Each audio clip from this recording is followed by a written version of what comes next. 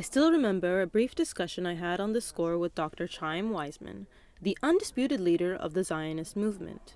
He had come on one of his periodic visits to Palestine. His permanent residence, I believe, was London, and I met him in the house of a Jewish friend.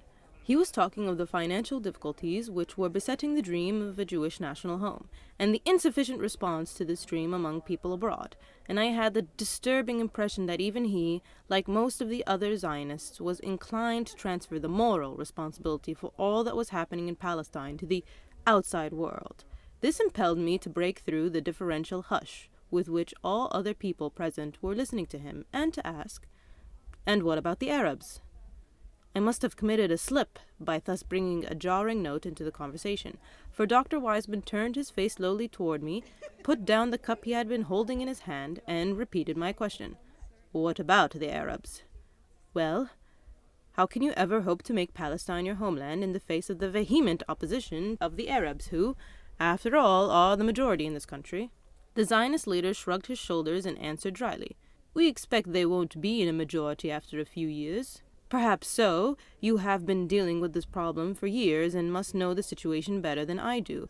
But quite apart from the political difficulties which Arab opposition may or may not put in your way, does not the moral aspect of the question ever bother you? Don't you think that it is wrong on your part to displace the people who have always lived in this country?" "But it is our country," replied Dr. Weizmann, raising his eyebrows. "We are doing no more than taking back what we have been wrongly deprived of." "But you have been away from Palestine for nearly 2,000 years.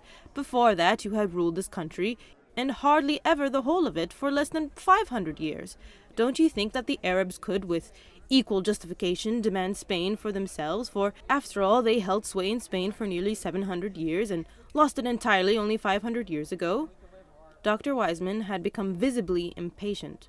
"Nonsense. The Arabs had only conquered Spain. It had never been the original homeland, and so it was only right that in the end they were driven out by the Spaniards." "Forgive me," I retorted, "but it seems to me that there is some historical oversight here. After all, the Hebrews also came as conquerors to Palestine. Long before them were many other Semitic and non-Semitic tribes settled here: the Amorites, the Edomites, the Philistines, the Moabites, and the Hittites. Those tribes continued living here even in the days of the kingdoms of Israel and Judah. They continued living here after the Romans drove our ancestors away. They are living here today. The Arabs who settled in Syria and Palestine after their conquest in the 7th century were always only a small minority of the population. The rest of what we describe today as Palestinian and Syrian Arabs are in reality only the Arabanized original inhabitants of the country. Some of them became Muslims in the course of the centuries, others remained Christians. The Muslims naturally intermarried with their co-religionists from Arabia.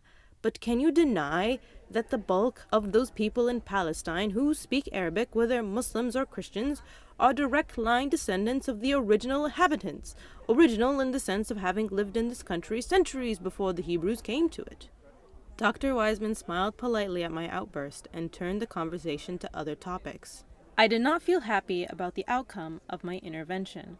I had of course not expected any of those present, least of all Dr. Weizmann himself, to subscribe to my conviction that the Zionist idea was highly vulnerable on a moral plane. But I had hoped that my defense of the Arab cause would at least give rise to some sort of uneasiness on the part of the Zionist leadership, an uneasiness which might bring about more introspection and thus perhaps a greater readiness to admit the existence of a possible moral right in the opposition of the Arabs.